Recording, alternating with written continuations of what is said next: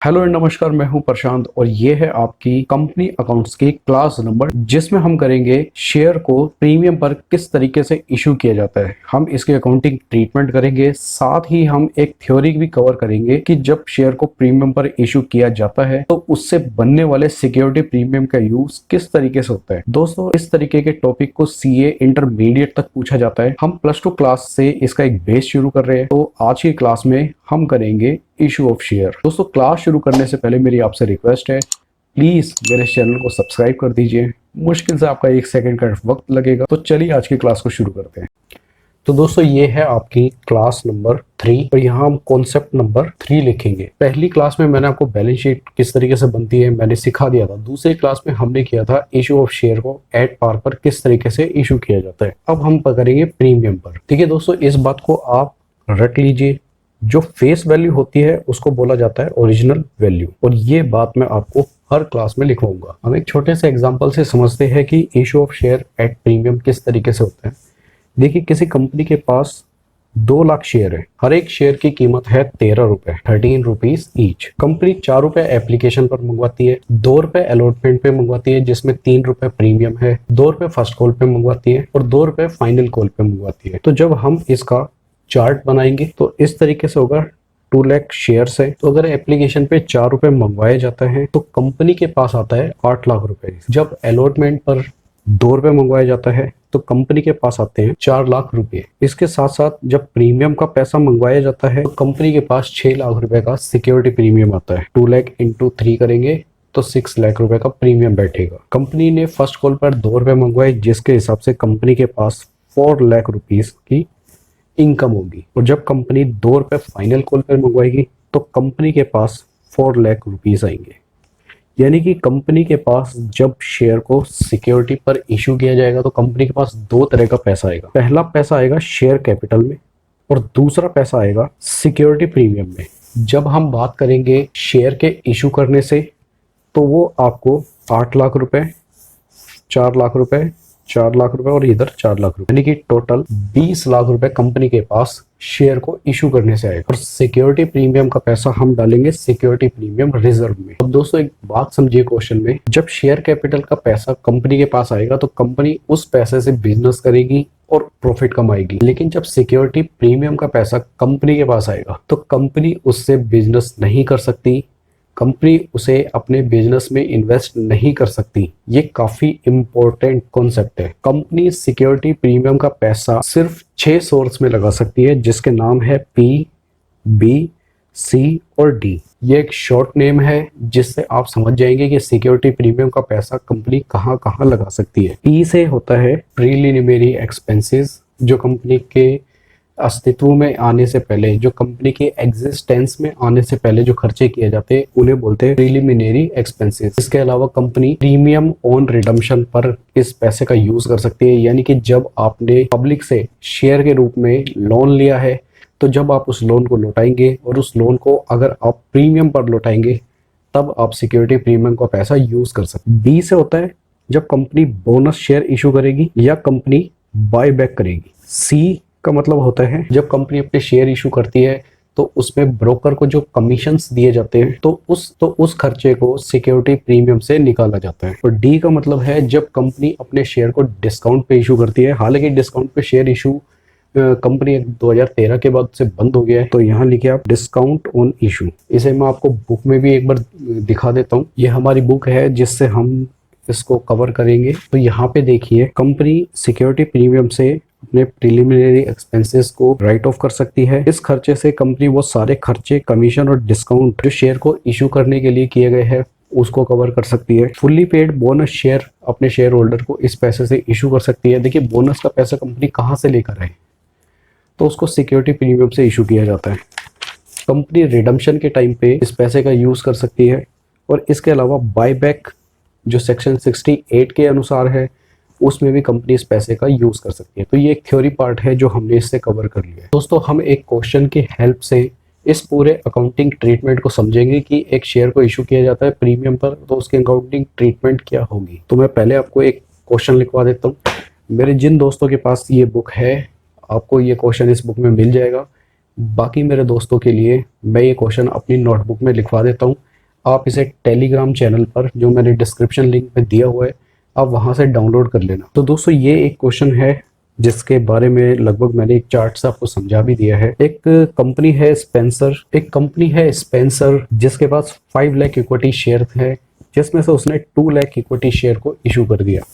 अब इसने equity share को इशू किया 10 रुपए पे और 3 रुपए उस पर मांगा सिक्योरिटी प्रीमियम। एप्लीकेशन पर 4 रुपए, अलॉटमेंट पे 2 रुपए, फर्स्ट कॉल पे 2 रुपए और सेकंड कॉल पे 2 रुपए, 3 रुपए मांगा गया सिक्योरिटी प्रीमियम का। क्वेश्चन में बोला गया है कि सारे के सारे शेयर को पब्लिक ने सब्सक्राइब कर लिया और सारा मनी रिसीव हो चुका है। शेयर इशू एक्सपेंसेस 75,000 की है, जिसको फुल्ली रिटर्न ऑफ किया जाएगा सिक्योरिटी प्रीमियम से। देखिए, जब मैंने सिक्योरिटी प्रीमियम की थ्योरी लिखवाई थी तो उसमें मैंने बताया था कि जो भी प्रीलिमिनरी एक्सपेंसेस है उन्हें आप सिक्योरिटी प्रीमियम से राइट ऑफ कर सकते हैं। तो चलिए हम इसका सोल्यूशन निकालते हैं। दोस्तों मैंने पिछली क्लास में बताया था कि जब भी आप जनरल एंट्री करें या कोई भी परफॉर्मा बनाइए, आप उसका फॉर्मेट कंप्लीट रखिए। फॉर्मेट कंप्लीट होने से एग्जामिनर खुश होता है और आपको पूरे नंबर मिलते हैं। तो सबसे पहले हम इनकी जनरल एंट्री करेंगे। जैसे मैंने आपको लास्ट क्लास में भी बताया था, एप्लीकेशन पे 2 एंट्री होती है।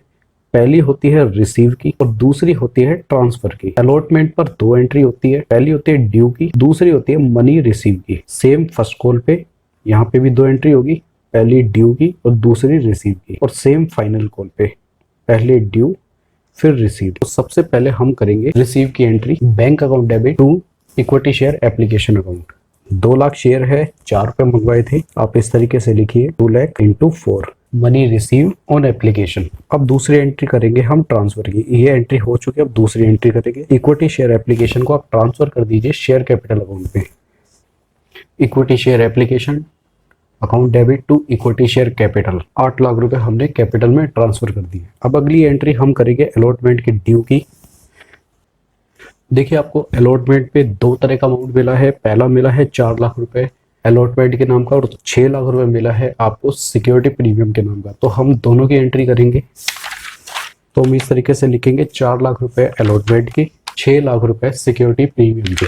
यानी कि हमें 2 + 3 5 रुपीज हमें अलॉटमेंट पे मिले हैं। तो हम यहाँ लिखेंगे 2 lakh into 5 10 lakh rupees. Narration लिखेंगे। तो ये हमने की है ड्यू की एंट्री। अब हम करेंगे रिसीव की entry. Allotment money receive including security premium. तो ये हमने अलॉटमेंट की भी एंट्री इसमें कर ली है। अब हम करेंगे फर्स्ट कॉल की, पहले ड्यू की एंट्री फिर रिसीव की एंट्री। तो हम फर्स्ट कॉल की एंट्री करेंगे 2 रुपए से इंटू 2 लाख रुपीज। हमें रिसीव हुआ है 4 lakh rupees. 2 into 2 lakh rupees 4 lakh rupees. दोस्तों हमने एप्लीकेशन, अलॉटमेंट, फर्स्ट कॉल सबकी एंट्री कर ली है। अब हमारे पास बचती है फाइनल कॉल की एंट्री। सेम, पहले ड्यू करेंगे फिर रिसीव करेंगे। आप इस तरीके से एग्जाम में जब बता दोगे तो एग्जामिनर आपका काफी खुश हो जाएगा। तो लगभग क्वेश्चन ने हमें पब्लिक सब्सक्रिप्शन में जो 4 स्टेप दिए थे, एप्लीकेशन, अलॉटमेंट, फर्स्ट कॉल और फाइनल कॉल, ये हमने कंप्लीट कर ली है। अब इसके अलावा क्वेश्चन बता रहे कि शेयर इशू एक्सपेंसेस 75,000 की थी, जिसे राइट ऑफ किया जाना है सिक्योरिटी प्रीमियम से। तो हम एक एंट्री बनाएंगे। सबसे पहले हम शेयर इशू एक्सपेंसेस की एक एंट्री बनाएंगे। जो हमारा खर्चा हुआ था share issue expenses account debit to bank account expenses incurred और शेयर इशू एक्सपेंसेस। अब क्वेश्चन ने कहा है कि इस शेयर एक्सपेंसेस को हमको सिक्योरिटी प्रीमियम से राइट ऑफ करना है। शेयर इशू एक्सपेंसेस का अकाउंट डेबिट है, हम इसे क्रेडिट कर देंगे और ऊपर लेकर आएंगे हम सिक्योरिटी प्रीमियम। इससे शेयर इशू एक्सपेंसेस हमारी नील हो चुकी है और हमारा सिक्योरिटी प्रीमियम भी कुछ हद तक एडजस्ट हो चुका है। तो दोस्तों हम जनरल एंट्री से अब कंक्लूजन निकालेंगे कि किस तरीके से अब हमें अकाउंट्स बनाने। जो भी हम करेंगे ये एक रफ वर्क है, आप एग्जाम में ऐसा बिल्कुल मत करना, सिर्फ ये एक एस्टिमेट है। शेयर एप्लीकेशन अकाउंट एक बार क्रेडिट हुआ, एक बार डेबिट हुआ, इस अकाउंट को हम काट देंगे। शेयर अलॉटमेंट अकाउंट एक बार डेबिट हो चुका है और एक बार क्रेडिट हो चुका है, हम इसे हटा देंगे। फर्स्ट कॉल को एक बार डेबिट किया गया है, एक बार क्रेडिट किया गया है, हम इस अकाउंट को हटा देंगे। फर्स्ट कॉल को एक बार डेबिट किया गया, एक बार क्रेडिट किया गया, हम इसे बिल्कुल हटा देंगे।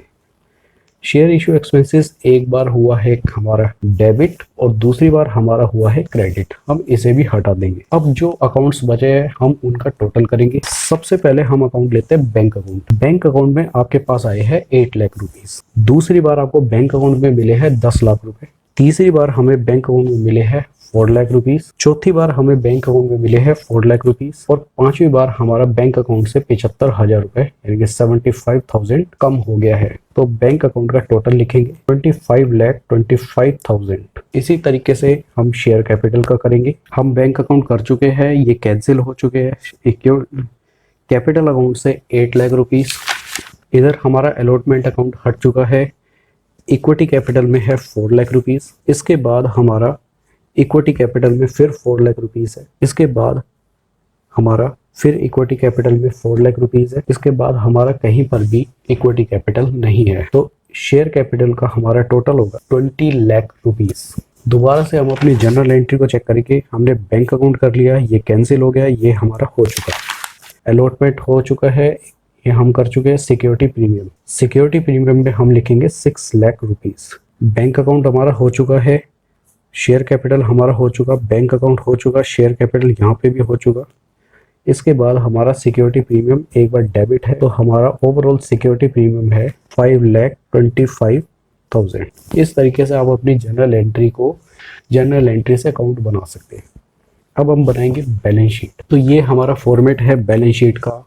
देखिए दोस्तों, अगर आप अभी भी बैलेंस शीट को प्रॉपर बनाना नहीं सीखे तो बैलेंस शीट के लगभग 2 स्तंभ होते हैं। पहले को बोलते हैं इक्विटी एंड लायबिलिटीज, दूसरा होता है एसेट्स। ये आपके मेन हेडिंग होते हैं। इसके बाद इनमें हेडिंग शुरू होते हैं share holder fund, non current liabilities और करंट लायबिलिटीज। एसेट्स में 2 हेडिंग होते हैं, नॉन करंट एसेट्स और दूसरा है करंट एसेट्स। तो जो मेन हेडिंग होता है हम उसे अल्फाबेट में लिखेंगे, फिर हम इनके अंदर लिखेंगे सबसे पहले सब हेडिंग शेयर होल्डर फंड। हमारे पास 3 अकाउंट है। शेयर होल्डर फंड की ये 2 आइटम होती है, शेयर कैपिटल और सिक्योरिटी प्रीमियम। तो यहाँ हम लिखेंगे शेयर कैपिटल, जिसका हम नोट नंबर बनाएंगे 1 और बी लिखेंगे सिक्योरिटी। दूसरा हम बनाएंगे रिजर्व सरप्लस, इसका हम नोट नंबर बनाएंगे 2। एसेट्स में हम सबसे पहले सब हेडिंग को लिखेंगे करंट एसेट्स और करंट एसेट्स के अंदर हम एक हेडिंग और बनाएंगे cash and cash equivalent. Notes to account बनाएंगे साथ में। नंबर 1 पे है शेयर कैपिटल। शेयर कैपिटल में सबसे पहले लिखी जाती है ऑथोराइज्ड शेयर कैपिटल, जो हमें क्वेश्चन में थी 5 lakh share at the rate of ₹10 each, 50 lakh. और इसे हम ऐसे ही बंद कर देंगे क्योंकि इसका आगे कोई यूज नहीं। फिर हम लिखेंगे issued subscribed and fully paid up capital, जो हमारी थी 2 lakh share at the rate of ₹10 each, 20 lakh. इसे हम 20 लाख को यहाँ लिख देंगे। दूसरा हमारा नोट है रिजर्व एंड सरप्लस, जिसमें हम लिखेंगे सिक्योरिटी प्रीमियम अकाउंट, जिसको हमने निकाला था 6 लाख माइनस 75,000, 5,25,000। तीसरा हमारा हेडिंग है कैश एंड कैश इक्विवेलेंट, जिसमें हमारा था कैश एट बैंक, जो हमने टोटल निकाला था 25,25,000।